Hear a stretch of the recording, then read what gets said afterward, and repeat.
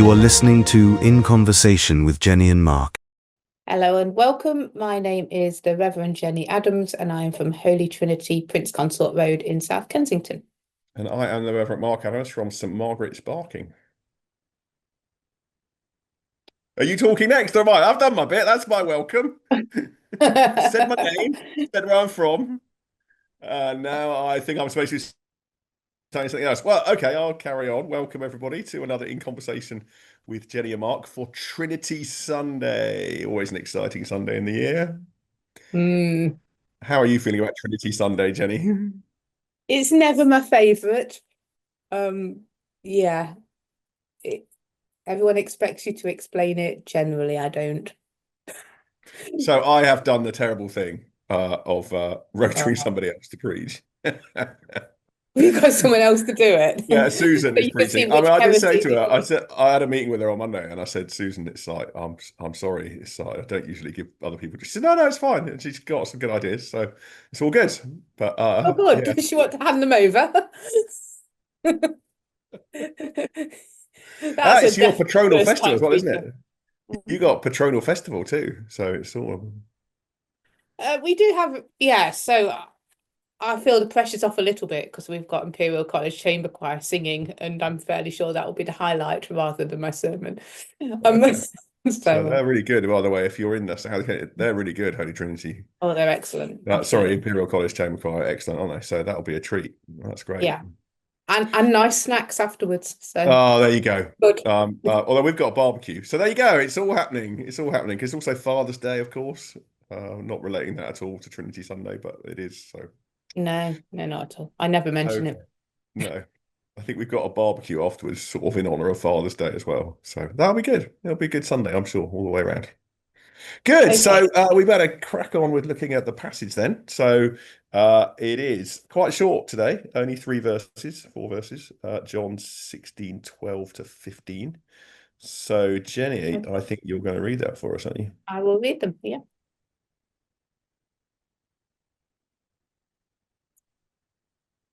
I still have many things to say to you, but you cannot bear them now. When the Spirit of truth comes, he will guide you into all the truth. For he will not speak on his own, but will speak whatever he hears, and he will declare to you the things that are to come. He will glorify me, because he will take what is mine and declare it to you. All that the Father has is mine. For this reason I said that he will take what is mine and declare it to you. A little while, and you will no longer see me, and again a little while, and you will see me. Okay. Oh, you went on an extra verse there. It finished at 15. Sorry, I was just about to stop it. But anyway, it doesn't matter. It's all good. 16. Okay, that makes Okay. sense. So, Okay, so how does this help us with dealing with the with Trinity and all that means? oh, it doesn't. It doesn't help us at all, does it? No, not at all. Not at all. Apart from they're all mentioned in there, so we can feed it in. But it doesn't help us, really, does it? Well, I guess that's why it's been chosen, isn't it? It's been chosen because they all get a shout. They all get a shout out from John. Or from Jesus, really, I suppose we should say, in John's recording of what's been said.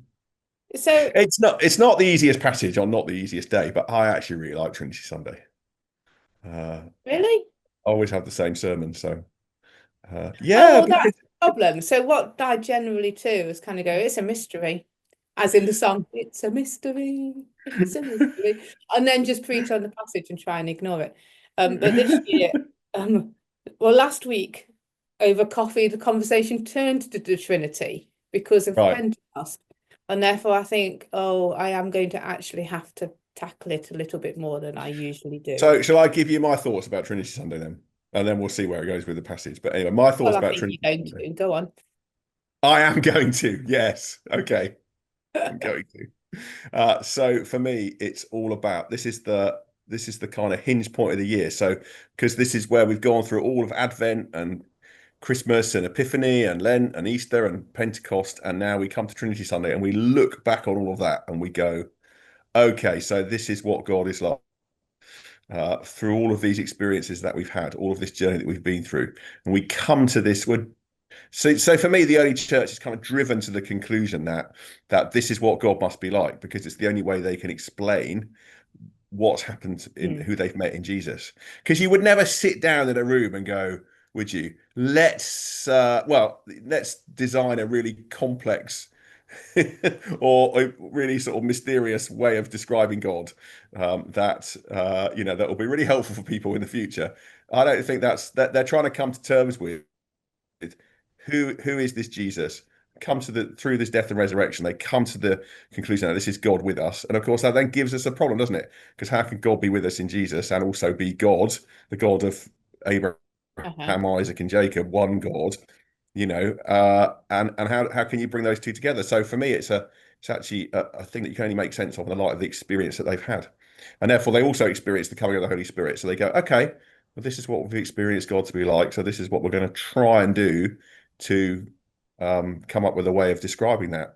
So that's my kind of, and then we kind of, and then But obviously they now we go didn't into come. Sundays after Trinity. So we got 25 or whatever is Sundays after Trinity. So we're reflecting all of that. Anyway, that's my They thoughts. didn't come up with the way. Well, I suppose they did if you're talking about Trinity is the way they're describing it. But I mean, all these things were told to them over and over again by Jesus. So, he referred to the one to come and the killer and the advocate, and he referred to the Father and the Son. So this is not.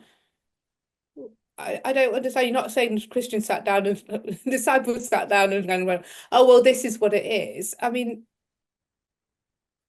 Well, I it's kind all of the way am. I through their kind of story. am.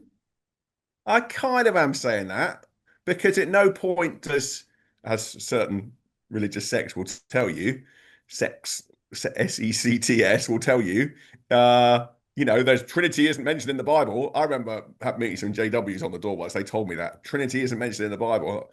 Oh, I mean, I wasn't sort of, but Okay, not actually, as Trinity, but I no, mean, all exactly.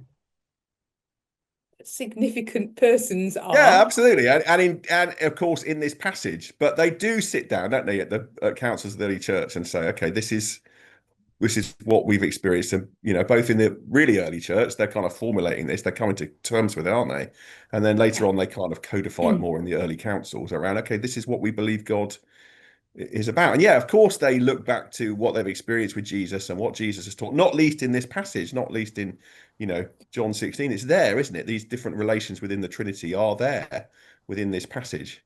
Um, uh, and that's why they come to it. So yeah, I'm not disagreeing with you. They're drawing on all of that. I don't think I'm disagreeing with you. Maybe you're disagreeing with me. That's probably true. But they're drawing on all of that to kind of come up with this doctrine, this conception of God. Okay. So what do we do with it then, and how do you relate that to the passage, and what's the point? Because like you can tell them all that. That's a history lesson, really. That's not preaching in my mind. That's Okay, you're talk. looking. I mean, I must admit, I quite like this, and you're looking quite disappointed. So I'm feeling a little bit deflated now. But I anyway, mean, that's I thought okay. you were going to come up with something really good, and Well, I think I have come up with something really good. But anyway, so because people always, okay, so because when people talk about the Trinity, they usually approach it from another, like, how can I explain this? So then we get into, it's like three legs of a stool, or it's like fire, ice, and Okay, so water, what or you're really saying is, amongst all that waffle, is you come to the same conclusion that I'm saying I'm trying to move away from, which is it's a mystery, we can't explain it. It's just how they kind of explaining what's yeah. happened. But I think Let's move okay. on. And it's like that's what I'm trying not to do this time, really.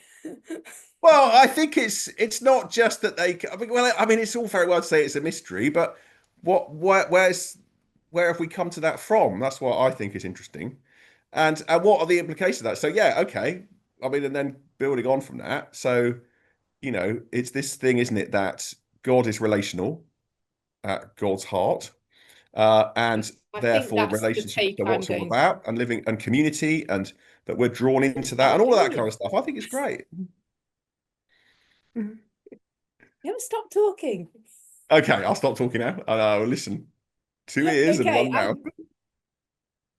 I think the relational thing is the take I'm going to go for. I'm saying this because you're not preaching, so I'm going to kind of try and work out my own sermon here. So, Oh, of course. I'm not suggesting you should do anything else. you know,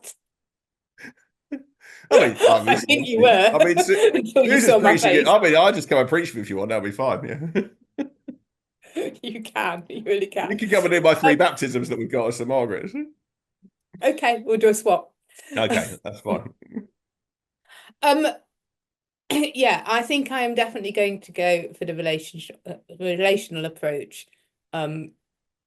In as much as it's not something that can be explained, but something that can be experienced. We have an invitation into it. I think I'm definitely going to go for that. I have got from St. Augustine, hang on, it's on my other screen. What does it say? The image of the Trinity is reflected in ourselves, in our memory, our understanding, and our will to love. Because, of course, normally when you try and explain it, you just move straight into heresy, don't you? You do. You Modalism. can't explain it without. You can't try and explain it without being heretical. That's something Well, else. I think Augustine's done a fairly good job there. So just read that again. I mean, get you quoting Augustine. Come It's on, reflected let's have it in again. ourselves, in our memory, our understanding, and our will to love. Because these 3 live within us, all connected, all distinct, but all inseparable. Okay. In a way that God is 3. Well, Is that it goes kind of what he's getting at? God, Father, Son, Holy Spirit. Not absolutely, yes. All deeply dwelling within each other. Not separate, but not inseparable. Okay. Does that work? Well, St. Augustine thought it worked. Well, I mean, who am I to argue with Augustine? I mean, obviously, I still think you're okay. So, yeah, I mean, I guess. So, is he saying that those 3 things live within us as a type of the Father, Son, Holy Spirit being I within think he was trying to explain how Father, Son, Holy Spirit are all interconnected, separate, all God, not all significant separate persons, but just because it's even diagrams kind of make it send it straight into modalism, don't they? But these things are completely intertwined. But also we talk about them separately. We talk about our memory separately. Well, else we want our understanding of things separately, don't we? Okay.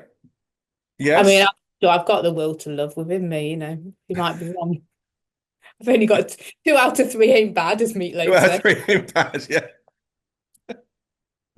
To quote, oh yeah, Meatloaf. Right, okay. We've gone from Augustine to Meatloaf seamlessly. I hope anyone listening to this is impressed. They'll all understand. Again, I suppose I would want to come back to, and I stand by it, this thing that it's all born out of our experience of God and reflecting on the life of Christ and what that means and how that works for us today. But I think you could still link that into that, because that's what Augustine is doing, isn't he? He's still trying to find a way to kind of come to terms with or to understand as far as we are able to, which I suppose is what we're trying to do. What's going on here. I mean, the only thing about saying it's a mystery is like, well, that doesn't really help you very far, does it? It doesn't really get you very far. Oh, it's a mystery. I mean, no, exactly. That's why I'm trying to move away from that a little bit. Yeah. But I mean, it is a mystery. Picking up on our Bible passage. Shut up a minute. Picking up on our Bible passage. Okay, picking up on our Bible. We've got a few minutes left. Yeah, picking up on our Bible passage. Does start with, I have much more to say to you, more than you can now bear. Yeah. Which is a good way into, we're never going to fully understand this at this moment in time. It's a revelation of God. And it's going to be, I think that's, yeah. And I think I would definitely start with that. So what does it mean to say when the Spirit of truth comes in the light of that he will guide you into all the truth? Because there's still a sense in which there's more that we don't understand or more that we can bear, isn't there? So is that a sort of ongoing journey then? Yeah, okay, so I've been thinking about this.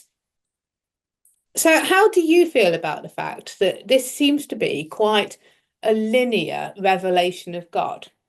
So they had God, and then there's like another revelation of Jesus. Jesus came to Father, Son, and then the revelation of the Holy Spirit to know more of God. So we've got the Trinity, but we're only 2,000 years in. Okay. In another 500 years, there's another revelation. It becomes a quadruple. We have to read it. No.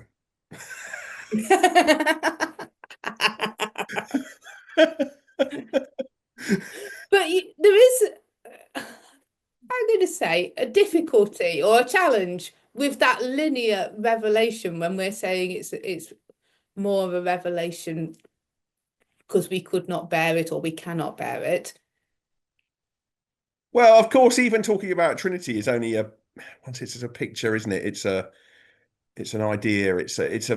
There's still much more about God that we don't know, don't understand, will still be revealed. Hopefully, well, as Paul says in 1 Corinthians 13, now we see in a glass darkly, which is one of my favorite verses, actually. Now we see in a glass darkly, then I will be known, then we'll see face to face, and we will be known even as I'm fully known, that kind of idea. So there's still definitely more to come, much more. But I don't think that's going to change our fundamental picture of what we think God is like, which we've come to understand as Trinity. I can't see that changing. But no, that's because you're only seeing the glass darkly. You're not because I'm only thinking seeing the glass widely enough. darkly. Yeah, okay. Well, that's true. That's true. And maybe that's an interesting verse to link to that in a way. I think if I was, but then I like that verse. I think it's a goodie. I do. But I'm not sure I need to because it's already here in us. No, that's right. Giving you as Yeah. much as you can But bear. you do see in this passage, don't you, the interrelation of the different persons of the Trinity. And, it's certainly there. It's worked out more systematically later on, but it's all there. Yeah, I think that's right. So as we start to wind up, yeah, I think I am going to use Augustine. I think you go for it. Why would you Why not? wouldn't you? If you can use Augustine, why wouldn't you? Yeah. Probably more than meatloaf. I dare you to get a meatloaf in. Challenge accepted. Not a problem. You forget who you're talking to. And I will be heading towards talk about the relationship between them and the invitation for us to be in relationship. And that loving, intertwined relationship. For us to be able to know more, really. Yeah, absolutely. And I'm actually a bit sorry that I'm not preaching because I really love Trinity Sunday. I think it's amazing. Yeah, you keep saying. Yeah, it's easy to say when you're not preaching it. Okay, I'll be back next year. I'll be back next year. It'll come around again. Yeah. But yeah, that whole thing about relationships and community is such a rich and deep idea, and it's got so much to offer us. So it's great. Go for it. And meatloaf. Okay, let's wrap it up. Let's wrap it up. I hope whatever you're doing, you enjoy Trinity Sunday. And we will be back next week to begin the long journey of Sundays after Trinity, which will take us all the way through. It's all green time. I like that. All green. Green, here it comes. Anyway, have a great week. Thank you for listening. Take care, everyone. Bye-bye. Bye-bye. Thank you for listening to In Conversation with Jennie and Mark. Please subscribe for more episodes on all the usual podcast platforms.